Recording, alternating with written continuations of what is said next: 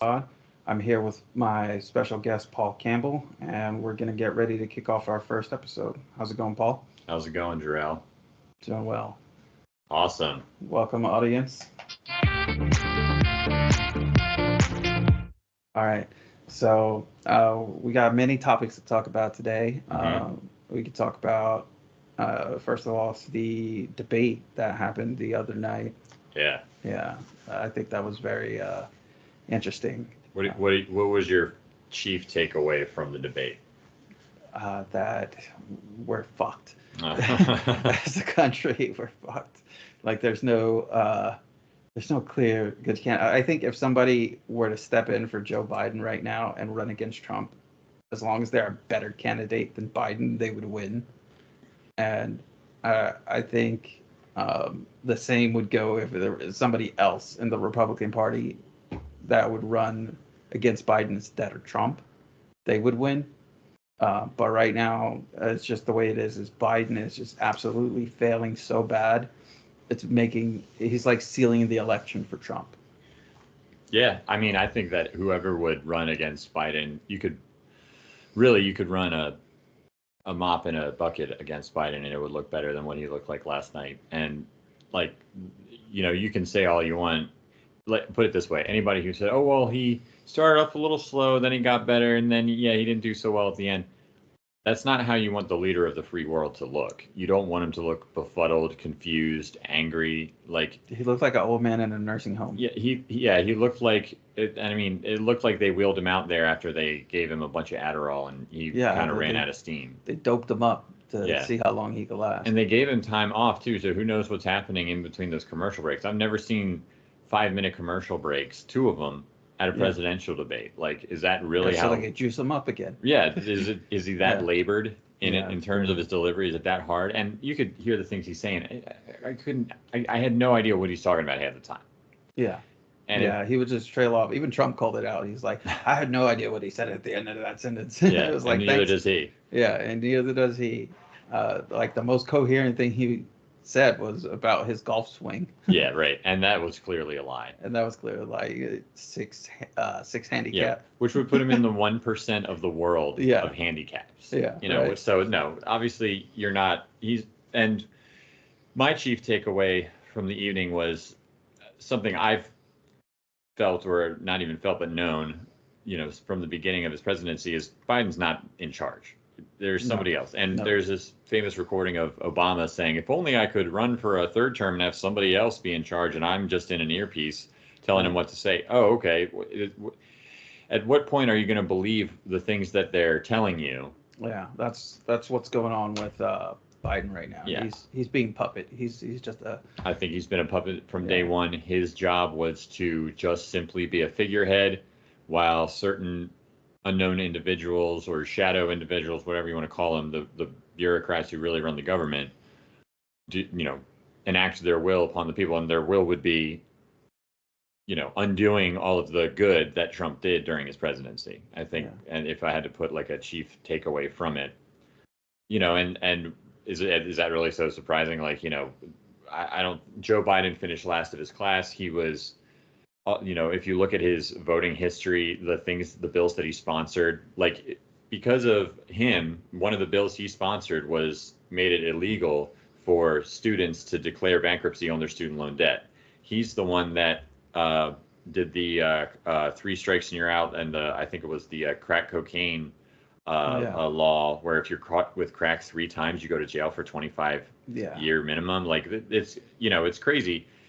Now, he's not in a bubble. It's all a carryover from the old regime, and that's what you don't want. That's why we want term limits, is because, if Reagan goes and he privatizes the prison system, which he did, and then well, if it's privatized, that means it's a for-profit industry. Well, you need bodies to do whatever work, that they're contracting at the prisons. So what do? You just have these ridiculously strict drug laws that don't really solve anything. They just create recidivism.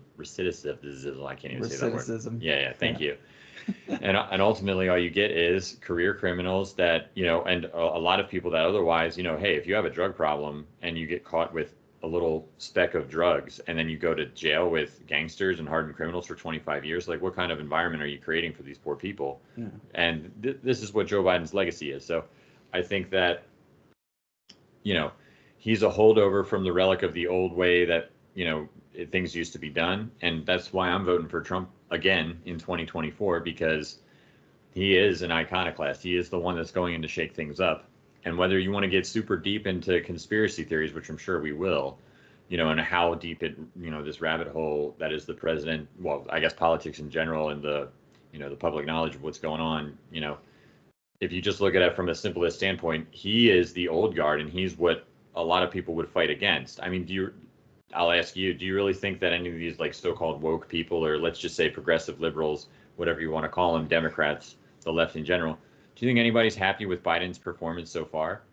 No, I think they're being paid to say they are. I definitely think that they are.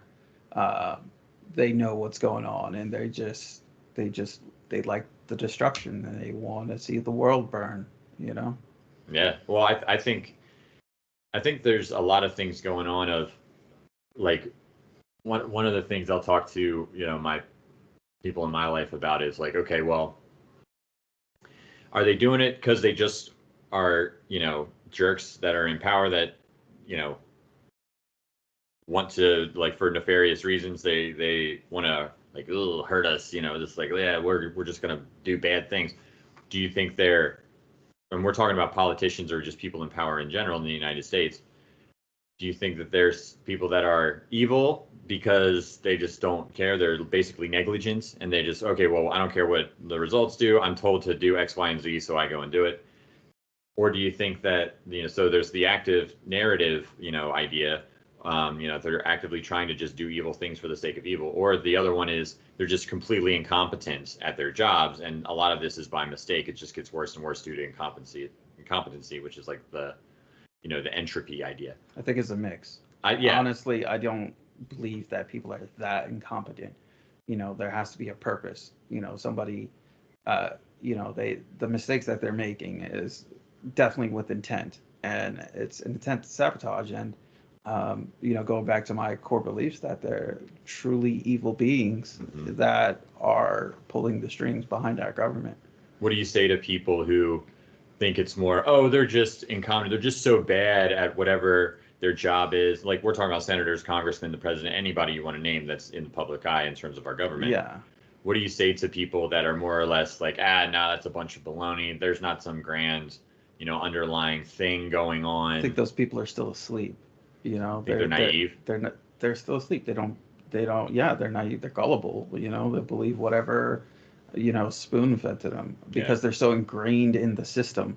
You know, this is the way our government works for so long. I'm like, I used to work for the government, so I know how the government works. Yeah. You know, and back when I first went to Fort Bragg, which is now Fort Liberty, I noticed like there were people that are either really on point and know how to do their job, or they're completely horrible people and shouldn't be in the positions that they were.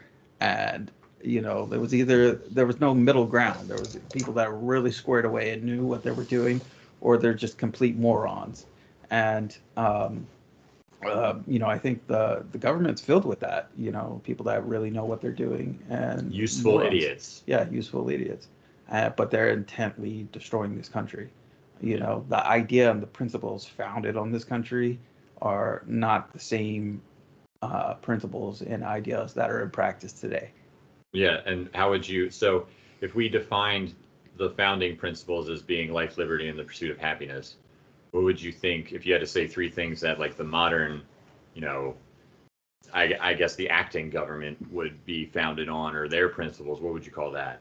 Like if you had to put a name, I know I'm putting you on the spot, but if you had to hey, this is my show. Yeah, right. Yeah, right. Well, we're getting to know you on your podcast. You know, so. Well, thank you there. So yeah, no, I mean, I think it was a big change because, you know, the founding fathers, the principles and ideas founded for America was to liberate them from the taxes imposed on them by England. They were a world away, and they were being controlled by Britain, and you know, they were taxing them for everything, and Not just tea. Not just tea, you know, it was everything. But now Tobacco, you look at liquor, it, whiskey. you fast forward 200 years and we're being taxed on everything that they fought for. I mean, I ought to dump some Earl Grey in the, harbor right now. You know, it's crazy. It's like everything that we initially fought the British for to start this country, where we're basically sunk into it, and it's not a crown we're following. It's a system of corporations. Yeah. Yeah, it's corporations that are controlling everything. Yeah, and yeah, if I had to put an idea on it, it would just be, if I had to put a slogan on whatever is, going on lately, and it's really been going on. I saw a meme the other day that said, all of this, just so all of this started with a fake birth certificate from Hawaii. Well, no, Obama is a symptom of the problem. What's been going on is it goes back way, way, way, way farther. And to your point that it's being a system of corporations, you can trace that back all to the 1871 Buck Act, which is what happened right after the Civil War, which is the United States was completely bankrupt and destroyed after the Civil War. So they incorporated the country. It's no longer the States of America. It became the United States of America, and they used their word magic. They used their legalese in order to change what we actually are. And because it went from being a constitutional republic to a municipal corporation all the way back then. And then people are so confused. Well, Walmart is the biggest corporation. You have Amazon now, and Nvidia is a new one making AI using, human biology. People forget about BlackRock and Vanguard, who exactly. are the core State of it Street, all. Fidelity, all of these major Goldman Sachs, all these major corporations. We live in a corporatocracy. We don't actually get capitalism. We have an idea of capitalism, but it's really sort of like this corporatocracy mixed with socialism. Now, my socialist friends will say, well, real socialism has never been tried. No, this is exactly what it looks like. In any kind of country you go to where it's failed, which it fails every time, it always looks like what we're experiencing, and there's no difference. You want to talk about inflation, you want to talk about the state running everything, having its fingers in everything. Yeah. There's no difference with what's happening in America and what has happened in other states. And now, the flip side of that is they'll push back and they'll say, well, do you think capitalism is doing so great? No, I don't. In the version of capitalism we've been given. So it's kind of like a catch-22 argument that I've had with people, because it's like we get a little bit of both, and just enough where we get to argue, I'm right and you're wrong for these hand-picked reasons, and then other people will argue, well, I'm right and you're wrong for these hand-picked reasons. I just think ultimately it comes back to that 1871 Buck Act, where everything was, we've been in servitude to London ever since then. Like after they I think willingly lost the war, because for tax reasons they just wanted to cut us loose because the crown was going bankrupt and they had all this mental illness. Yeah. And you can George III, The Madness of King George, is a famous movie where they kind of describe what the King of England was experiencing in his mental illness during the Revolutionary War. Yeah, they touched a little bit on that on the Queen Charlotte season of Bridgerton. Oh, okay. There you go. Yeah, well, yeah, he went nuts and he was peeing blue because he was so whatever the heck was going on. That is a fact for the people listening at home. The King of England peed blue for a while, and it was due to his illness. Wow. Anyhow. No, I drink so much Red Bull, I don't. Who knows at this my point? pee's not even near blue. How do you get blue pee? That's crazy. It has something to do with what was infecting his mind. He probably was riddled with parasites and inbreeding anyway. So it's like, let's be honest with those royals. It's a very select gene pool. Yeah. But now we have, look what's going on with Ukraine, and look what's going on with Israel and Palestine. Well, it's always been going on since 1948. Look at what's going on, with the dollar being de-dollarized. To me, it looks like there's a lot of interested parties that are just trying to pull as much money out of this bank, fiat banking system that is the United States as they can as it collapses. Because think about it, let's talk about economics real quick, and just the dollar in general. If you look at if you knew that you had just a dollar, right, and it's worth $1 today. Yeah. And you knew in 5 years that dollar would be worth absolutely $0 and have no value whatsoever. if you control the money printer and you had this secret knowledge that, hey, in 60 months, this thing's going to be worth nothing. Well, wouldn't you crank it up and get as much of it as you possibly can for 59 months until you knew when the day of the final countdown, when it ended?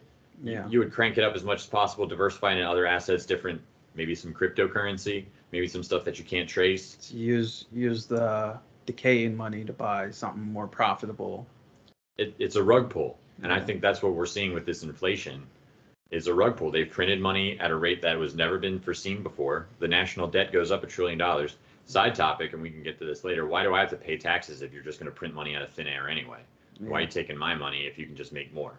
Yeah. If you need money to pay for whatever government crap you're doing, don't take my money. Just print your own, right? Yeah. Taxes are, it's ridiculous, but let's not get too far off topic here. Right. Let's rein it back a little bit to the debate. Yes. So Trump did mention, I do have something in my notes. Hold on a sec. Hey, go grab that. I got you. We'll edit this out. Okay. Yeah. Okay. All right.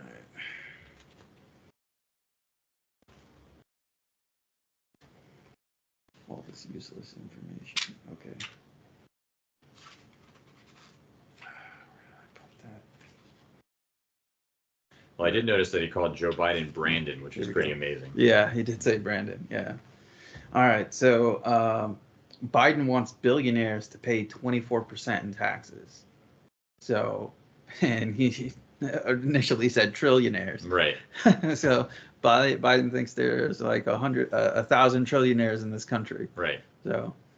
Yeah, that'd be nice. Maybe we'd all be richer if that were the case. Yeah, but no, he corrected himself and said he wanted billionaires to pay 24% in taxes. I mean, which is cool, but they're going to be taking the money from the billionaires and squandering it elsewhere. And then the billionaires are not going to want to invest in the United States. Exactly. And they're going to move all of their companies and manufacturing and everything overseas, which creates more unemployment and more financial constraints for America. So, that's just him word vomiting, stuff like, oh, I'm going to make billionaires pay 24% taxes. So the average working American who's like, yeah, billionaires that don't pay no taxes right now should have to pay taxes because I pay taxes. But, those, they don't know like the lasting effects of that, because once rich people start having to pay taxes that they never paid before and they see themselves losing money, they're going to do everything they can to not lose money. Mm-hmm. If you're suffer. Yeah, if you're the ultra wealthy, you can go anywhere you want. Like wherever you keep your legal residency is really a matter of your own. You have unlimited options. Let's just put it that way. Because if I have 100, I don't know, there's something like, I think 589 billionaires in the United States or something like that. I Googled it. You can fact check me on that one. I'm pretty sure that's the case. And I'm sure there's a lot of trillionaires. We're just not allowed to know what their names are. Maybe we can discuss their secret names in another podcast. But like the multi billionaires, if I'm worth $100 billion and the United States all of a sudden says, okay, well, 24 billion of your dollars belongs to us because we said so. Okay, I'm going to go to the very next country and say, what do you got for me? What are you going to say? Oh, let's go down to, I don't know what all the various countries are, but I know that that are offering really good interest rates for the ultra wealthy, but I'm sure you could find one in 30 seconds and they would be happy to bring you over there. Probably be Saudi Arabia. Yeah, let's just use that for United Arab Emirates. Yeah, or you go to, I don't know, Colombia or whatever, live like a king down there. Yeah. You can do whatever you want. And you can also travel wherever you want, because wherever you set up your legal residency, you only have to be in that country or at least have a residency there, apply for citizenship, whatever you got to do. You have unlimited resources. So you need to hold on to those people. And I know billionaires are evil and all of that sort of stuff. Yeah, I get it, right. But at the same time, a lot of those people, in order to prop up your economy, you do need them there to create jobs. Yeah. If they can run away, they take their jobs with them. And that turns us into more of a third world country than we're already becoming. Yeah. And one of the crazy things that I saw people push back on is Trump saying, no, we're just going to charge, we can offset the tax cuts with tariffs. That is 100% true.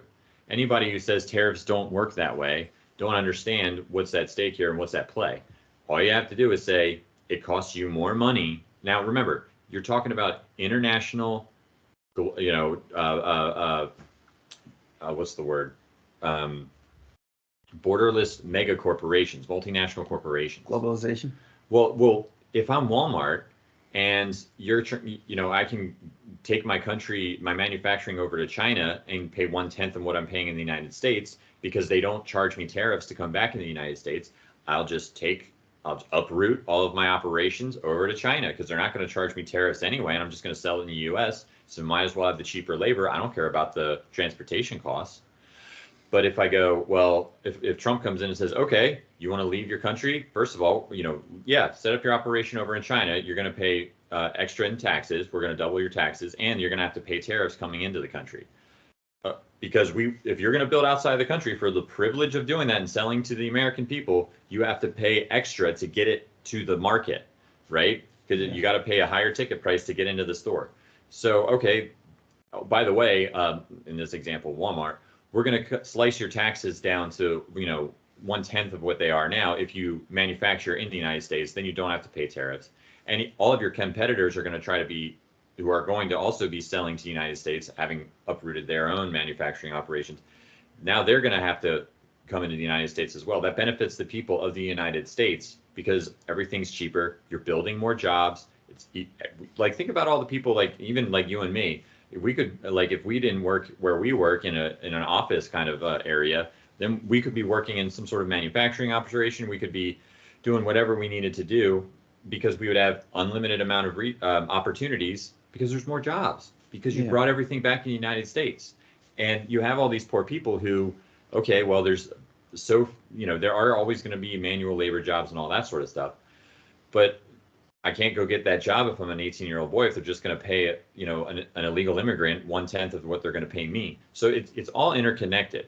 But the terrorist point that I wanted to bring up, because what people have been pushing back at it, this tariffs thing, it will never work. Oh no, it'll work. If you put it on its face, you're going to have to pay more. And people who have very small understanding of economics, socialists, they go, oh, that'll never work. So if you explain the whole well-rounded notice, it doesn't just go in one thing where you say, all right, I declare where there's an executive order, your tariffs now. No, you have to give these more incentive than that. Bring them back into the country for these businesses, bring them back into the country, set up operations all over the United States, more jobs, cheaper prices, American labor, building the country up.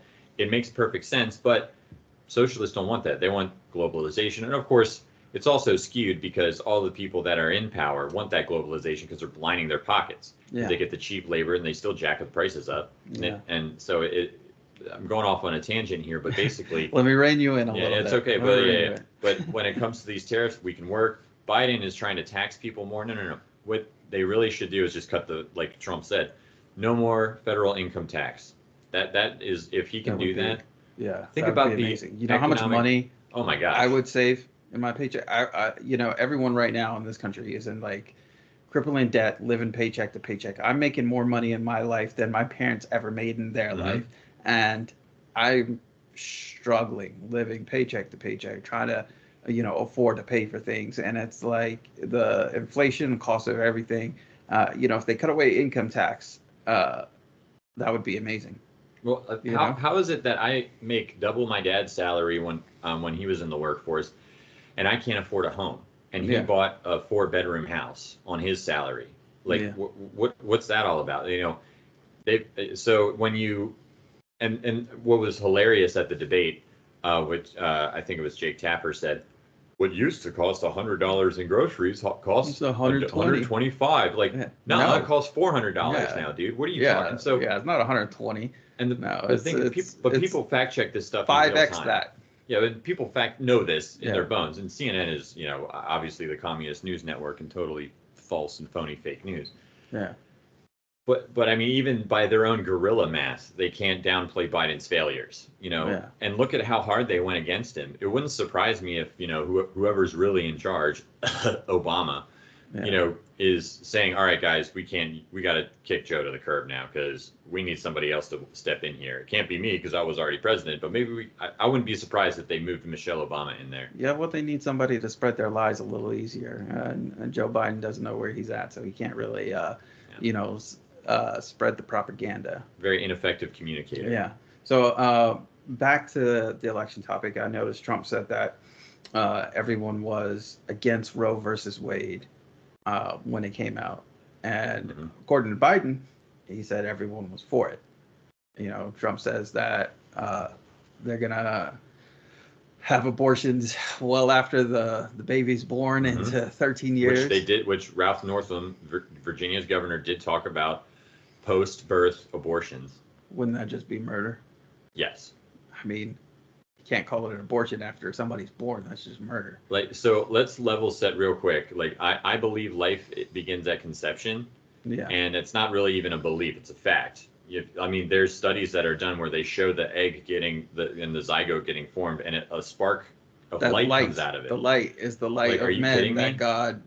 Yeah, that's a soul going into the soul going into coming the into body. life and into this realm. I mean, listen, I'm against abortion. That's where I stand, and I think like the only time it should ever be considered is like to save the life of the mother. Mm-hmm. You know, other people may disagree, but I mean, you know, it's just the left's or the devil's way of, you know, committing. What's the difference? Yeah, the devil. Yeah, committing murder and child sacrifices. Yeah, because it all goes back to the Babylon, really. Like pagan sacrifices to Moloch. The Bible has told us about this, and if you don't believe the Bible, that's fine. You can, whenever you're ready to come around and believe the truth, you know, obviously we do, but like, you know, even just looking at the Bible as a history book, and there's plenty of other, you know, non-biblical texts that support it. Child sacrifice has been going on for a very long time.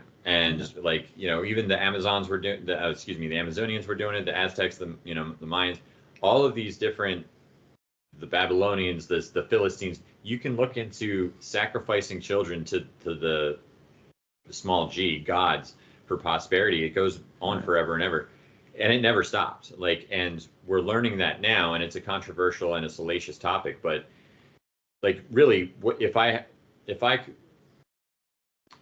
had to tell you, all right, from scratch, I need you to come up with a legal way to commit child human sacrifices, I mean, wouldn't it kind of look like Planned Parenting? It'd be like abortions. It'd be like fetuses. They don't have no rights. They're not alive. You know, that would be it. But like, say somebody murders a pregnant woman, right? Yeah. Do they get extra time for killing the fetus or killing the child in there? Yeah.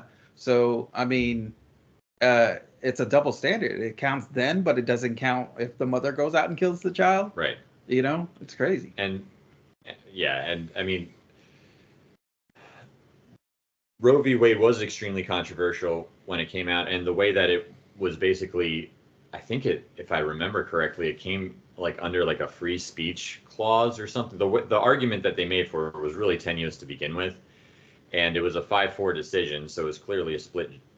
The justices were split upon it, but it should always be a state issue. And really, well, it should always be illegal, in my opinion, and I don't care. Like, it should be illegal. For the people who say it's only in instances of rape and incest, do you know what the abortion rate is for rape and incest relative to lifestyle choices, is what they call them? Yeah, so basically, women going around being whores and then decide, I need an abortion. Yeah, like, so and that I would see is more frequent than somebody being raped. But I mean, I'm not saying that the rape and the incest doesn't happen, because, you know, my wife's a social worker, so I hear stories from her, like, oh, you know, there's incest and there's rape, and it resulted in a child. But, you know, at the end of the day, it's better to put those kids up for adoption than to kill them completely, because I mean, you're basically playing God. You're saying like you shouldn't have the right to take anybody's life unless there was absolutely no choice, you know? And it's the life of an innocent child. Two wrongs Exactly. don't make a right. Regardless of what that kid is going to be, you know, be born with, or who that kid's, how that kid came into be, you know, came into existence. You know, you shouldn't choose for them and take their life out of the world. That's just my opinion.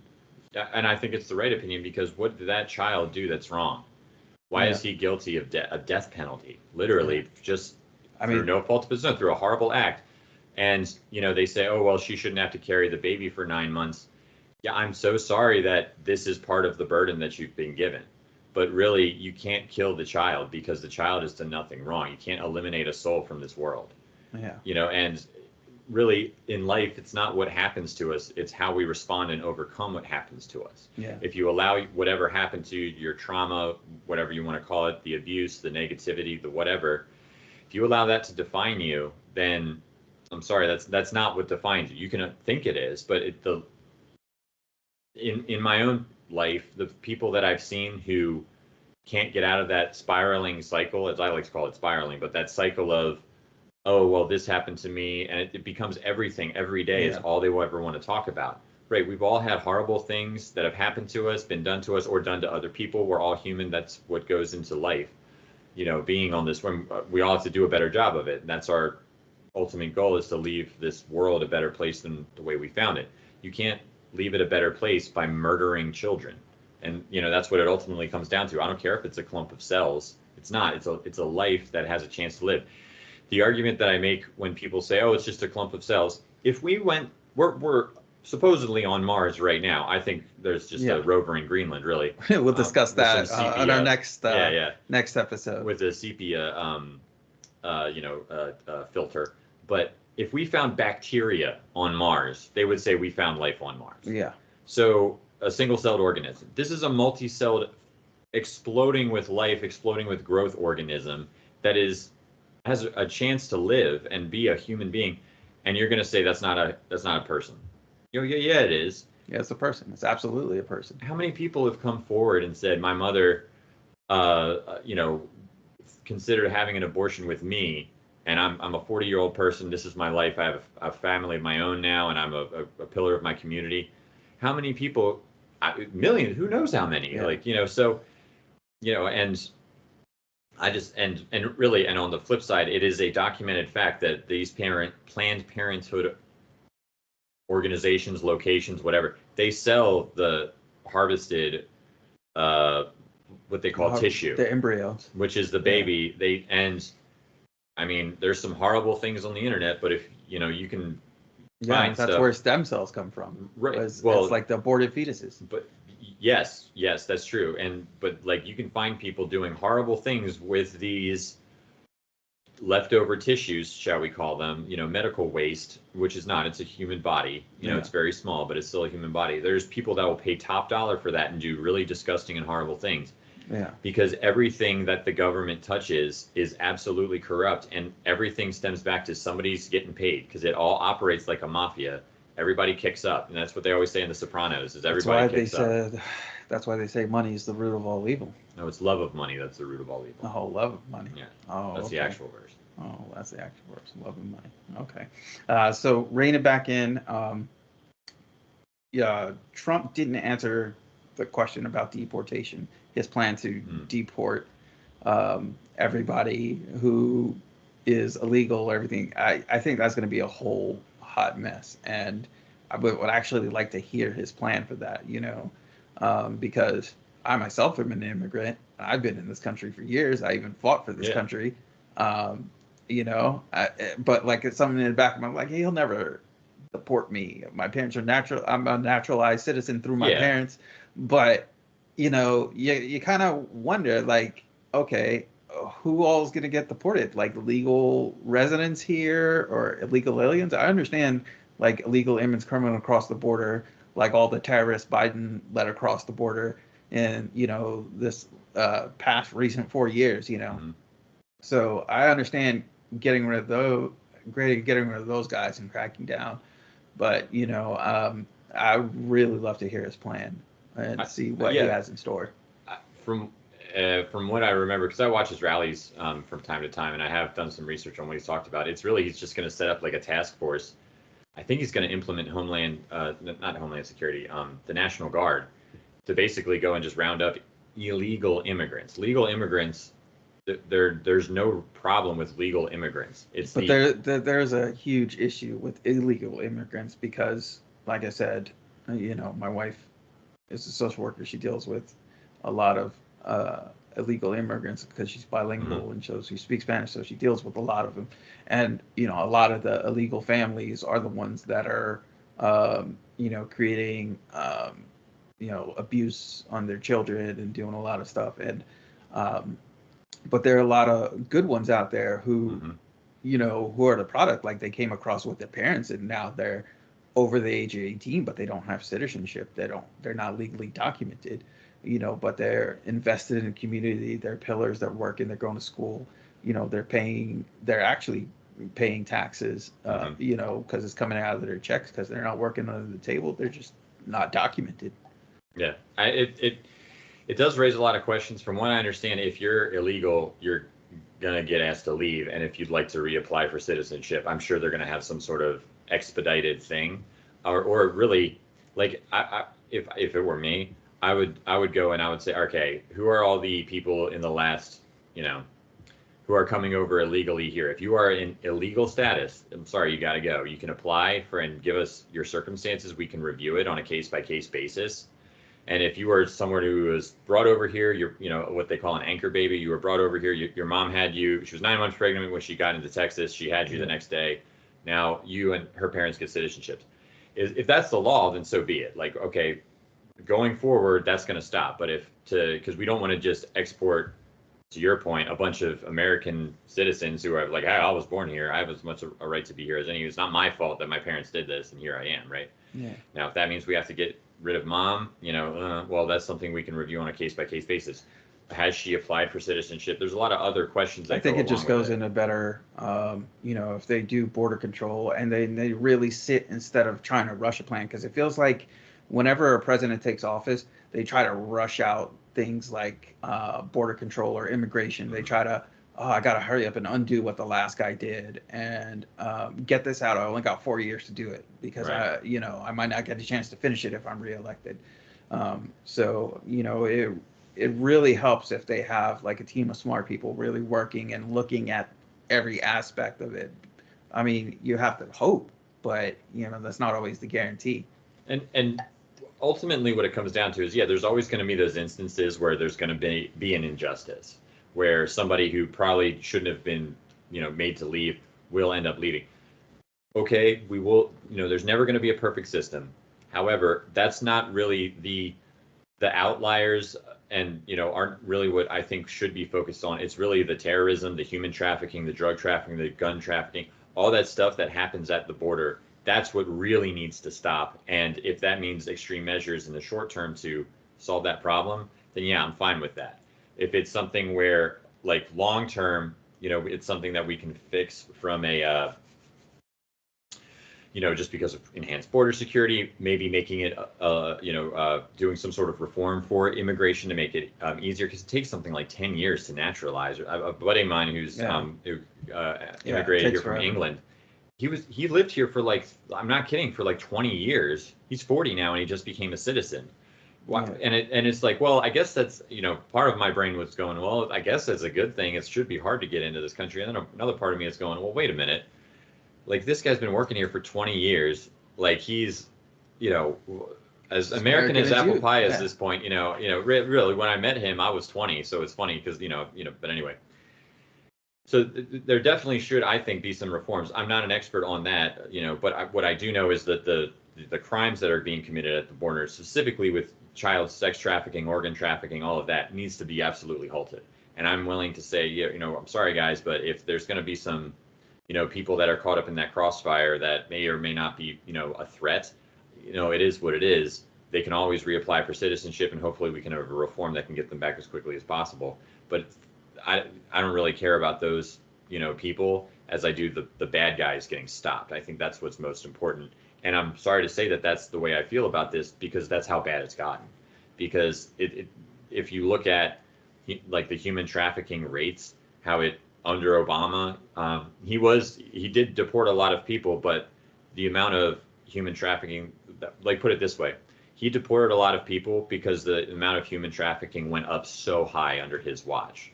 There was more people to catch because it was so much easier to catch them because it increased by tenfold. When Trump got into office, the human trafficking levels cratered to the lowest they've pretty much ever been. And then as soon as they got rid of him, they they may or may not have stole the election. They definitely stole the election. Yeah. But they, and they got him out. They stopped his policies, and the human trafficking went. Now it's worse than ever. The immigration. So that's my concern. Is I feel for those people that are just victims of the cartel and were sold a bag of goods and are just here. But look.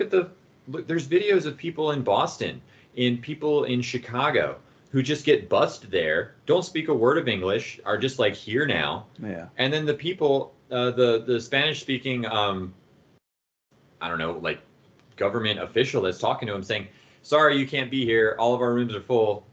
Bye. Like you'll figure it out. Like, could you imagine, like if I took you, and I'm not bilingual, but if you took me and you plot me into the middle of Argentina, what the heck am I going to do?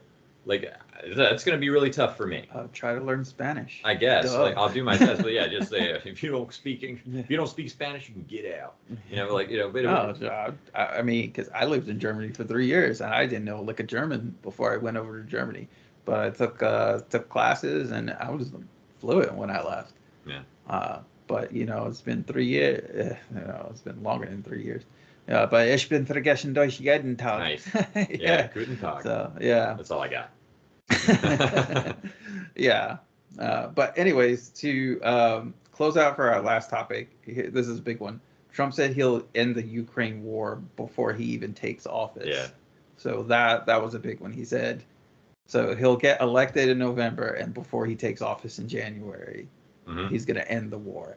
How is he even going to do that as not even president? Because you're not even officially president. I think that he's going to call Zelensky and say, no more money. Have a nice day. I think he calls Vlad and he said, I just cut off his money supply. Stop fighting.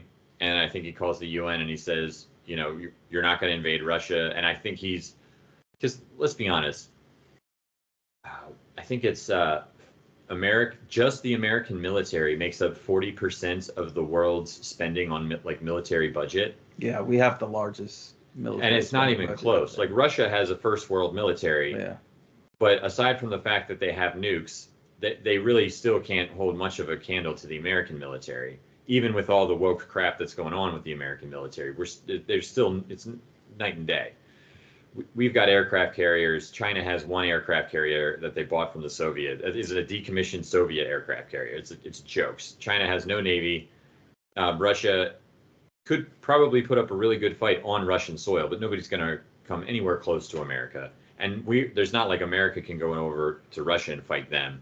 So we're just at a standstill. We have all of these weapons of mass destruction and how we can protect our plot of land.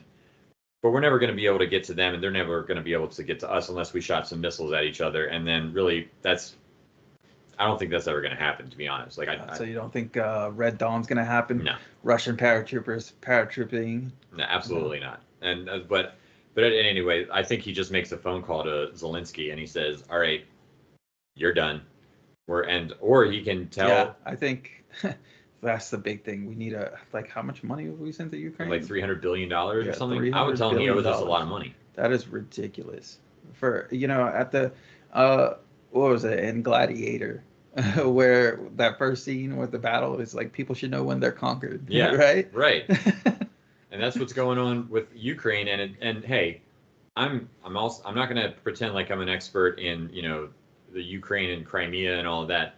But from what I understand and from what I've seen about it, it's like, how Cuba is a big thorn in the side. Back in the 60s it was. I guess not. It's not such a hot topic anymore. But it was basically that's where the communists set up their base to be really close to America to kind of screw with America, right? Like now that has to do with the Cold War too. But it's no, the Cubans are communists and they're so close. Whatever are we going to do? Yeah. Well, the communists in Cuba to America is the Ukrainian, which is really a CIA operation, you know, and at this point, a Israeli Zionist operation, you know, in some ways. But there, the Ukraine and America is to Russia what, you know, the communism and the Cubans are to America.